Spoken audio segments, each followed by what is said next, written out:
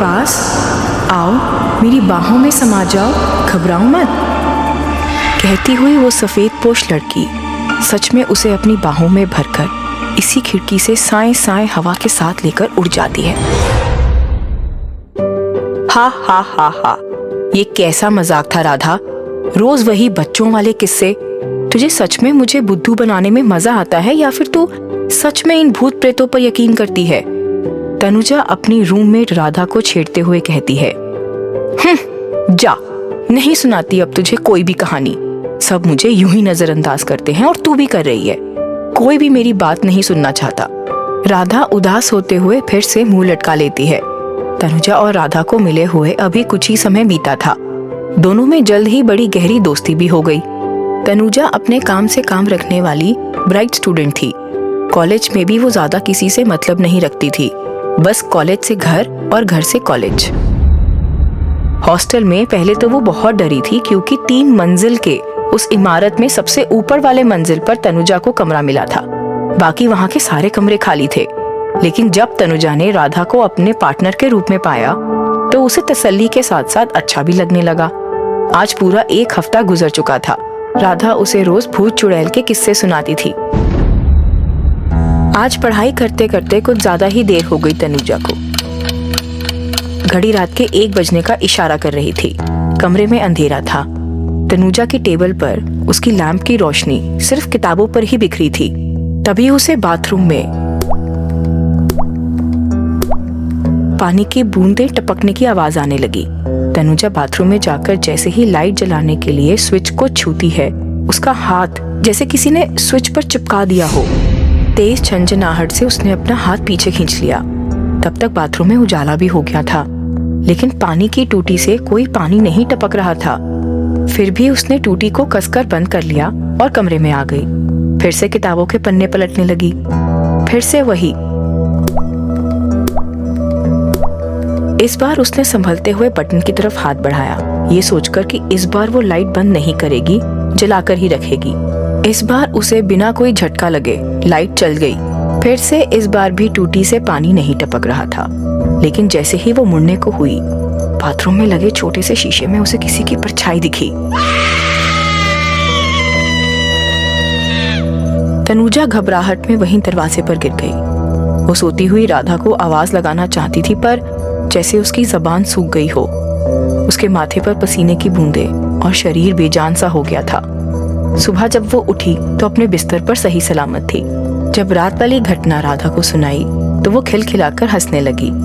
राधा ने उसे चाय का कप पकड़ाते हुए कहा, हाँ, अच्छा बेटा, मेरा मजाक उड़ाती थी, अब खुद ही मुझे डराने लगी है।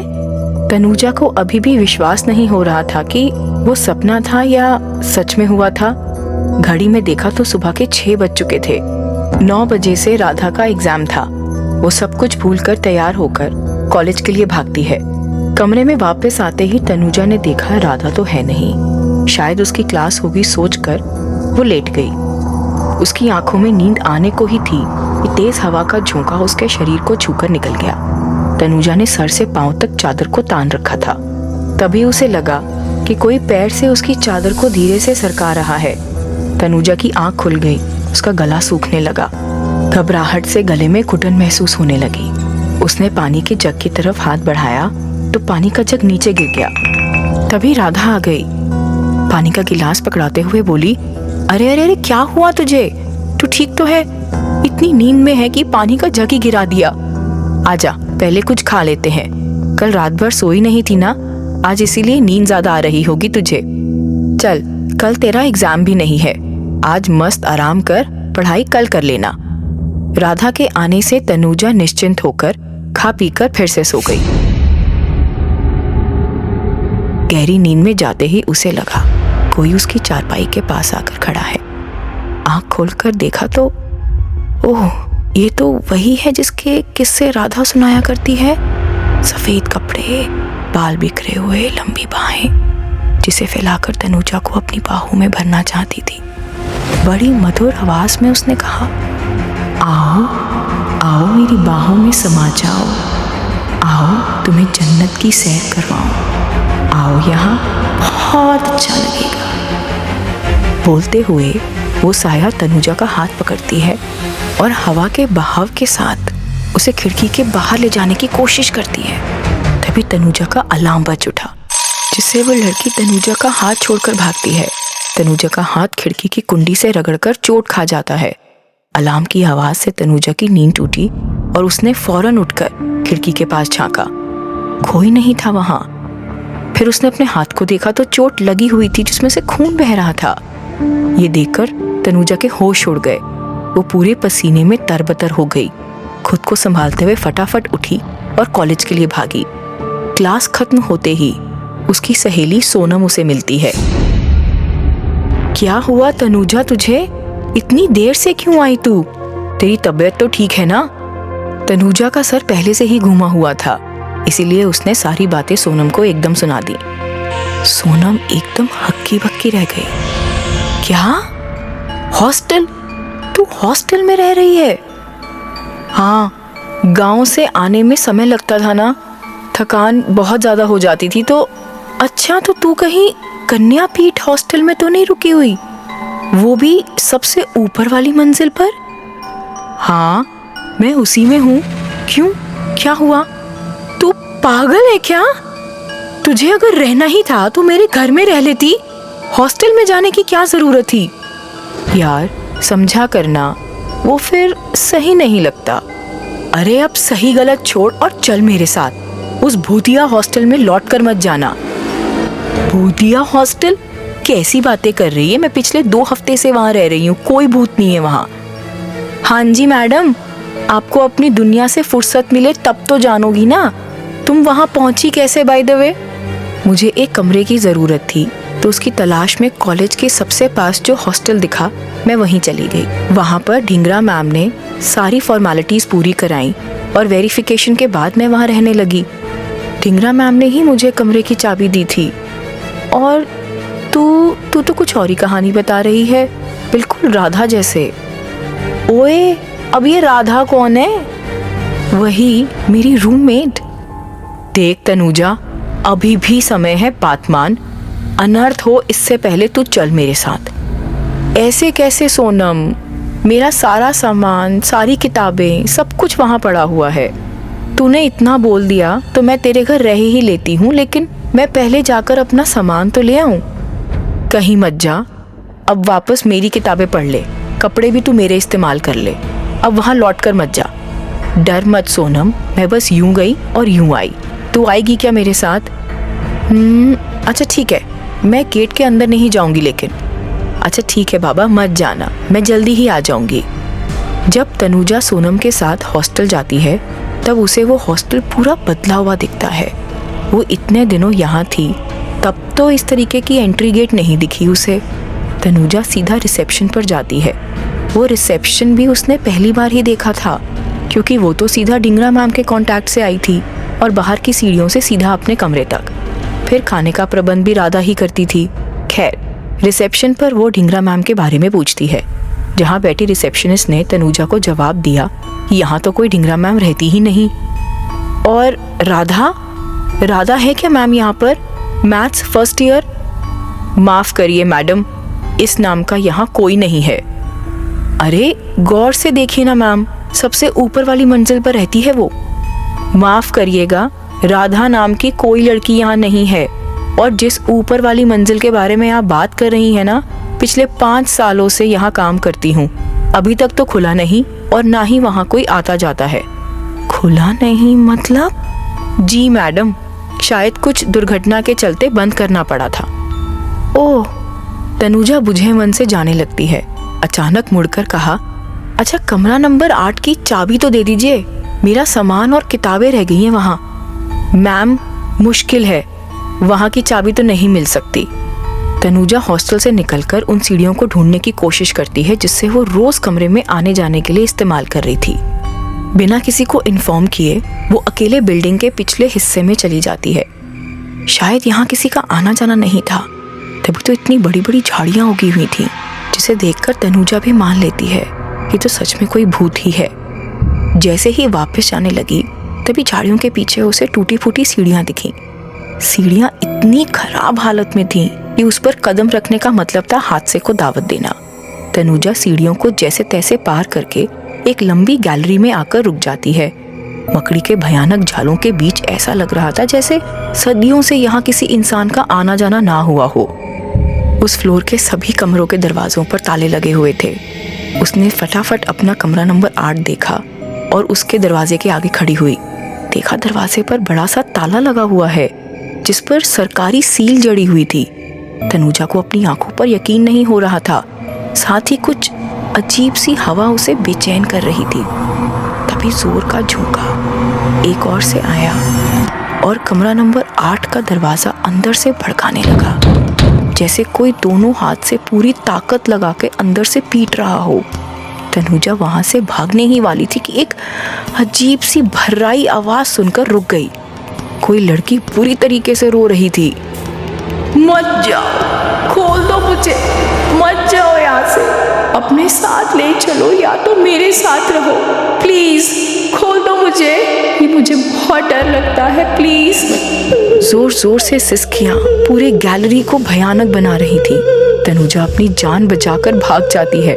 हड़बड़ी में सीढ़ियों से उतरते हुए लुढ़कती हुई झाड़ियों में जाके गिरती है। तभी वहां एक बूढ़े बाबा आकर उसे संभाल लेते हैं। यहाँ कैसे बेटी? मैं वो ऊपर राधा ऊपर मैं वो पता नहीं। रुंधे हुए गले से वो कुछ बोल नहीं पा रही थी। बाबा ने उसे पेड़ की छांव में बिठाकर पानी पिलाया। दोबारा पुचकारते हुए पूछा, अब बताओ यहाँ कैसे आई बिटिया? राधा ने सारी बात बूढ़े बाबा को कह सुनाई। बाबा ने बहुत गंभीरता से कहा, ओह अच्छा, तो उसने फिर से अपना शिकार तलाशना शुरू कर दिया। कौन है वो बाबा और आप? मैं यहाँ का माली हूँ बेटा। जब से ये इमारत बनी है तभी से मैं यहाँ हूँ, और जिसकी तुमने अभी बात की है वो बड़ी दुखदाई कहानी है बिटिया। आज से तकरीबन 15 साल पहले इस मंजिल पर राधा नाम की लड़की कमरा नंबर 8 में रहने आई थी। बड़ी प्यारी और चंचल बच्ची थी। वो सबके साथ घुल मिल जाती थी, लेकिन वो अकेले नहीं रह पाती थी। खास करके रात में बहुत डरती थी। बाकी बच्चियां उसकी इस कमी का बहुत मजाक उड़ाया करती थी।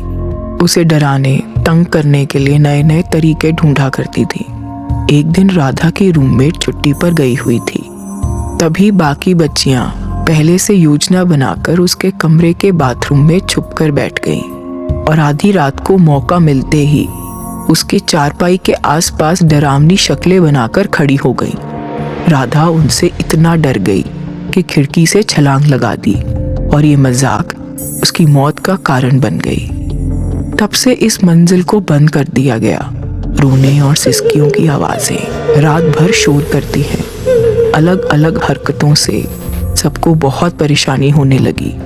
यहाँ की हवा में अजीब सी घुटन है, जिसके चलते एक एक करके सारी लड़कियां हॉस्टल छोड़ती गईं। यहाँ तक कि मालिक को पूरा हॉस्टल बंद करना पड़ा।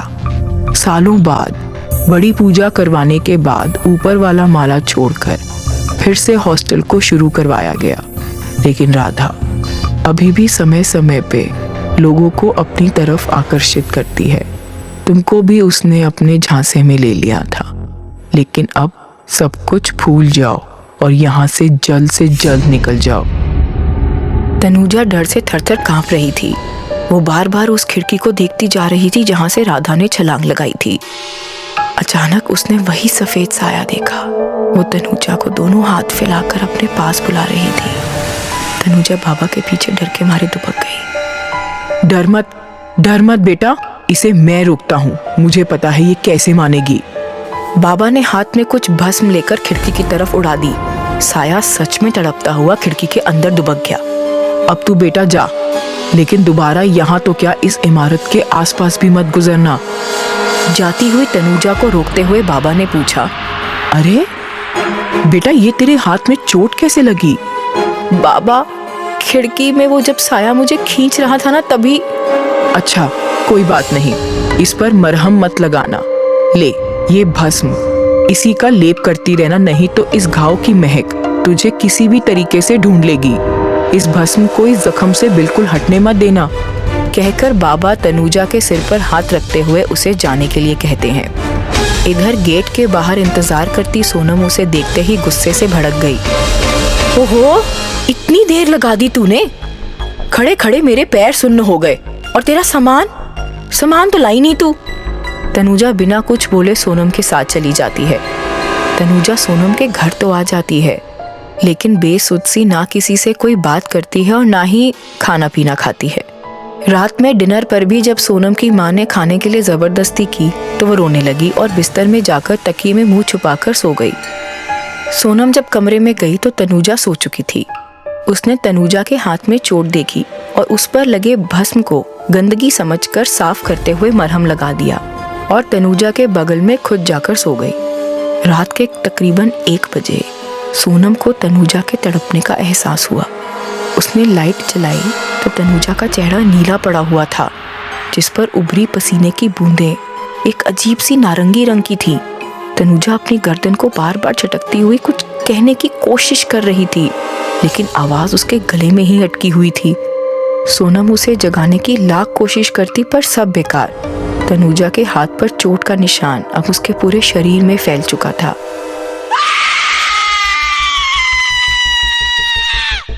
मुझे वो बुला रही है, मुझे जाना ही होगा। वो अकेली है, मुझे मत रोको, मुझे जाना ही होगा। उसे अकेलापन बर्दाश्त नहीं होता। वो मुझे यहाँ रहने नहीं देगी। ये सब कहते हुए वो घर से बाहर भागती है। सोनम घबराकर अपने घर वालों को जगाती है। सब उसके पीछे भागते हैं, उसे रोकने की कोशिश करते हैं। तनुजा सीधा रुकती है कन्यापीठ हॉस्टल के सामने। उसके बाद का हादसा सबके प्रयास के बावजूद भी रोका नहीं जा सका। तनुजा बिजली की रफ्तार से इमारत के पिछले हिस्से में जाकर फटाफट सीढ़ियां चढ़ती है और कमरा नंबर 8 का दरवाजा बिना किसी औजार के हाथ से खोलकर भीतर घुस जाती है। नीचे सोनम और उसके परिवार के लोग सब उस कमरे की खिड़की की ओर देखते हैं। उस कमरे में तेज रोशनी बिखर जाती है। उस समय सबने देखा, उस कमरे की खिड़की से एक साए का हाथ पकड़कर तनुजा मुस्कुराती हुई छलांग लगा देती है।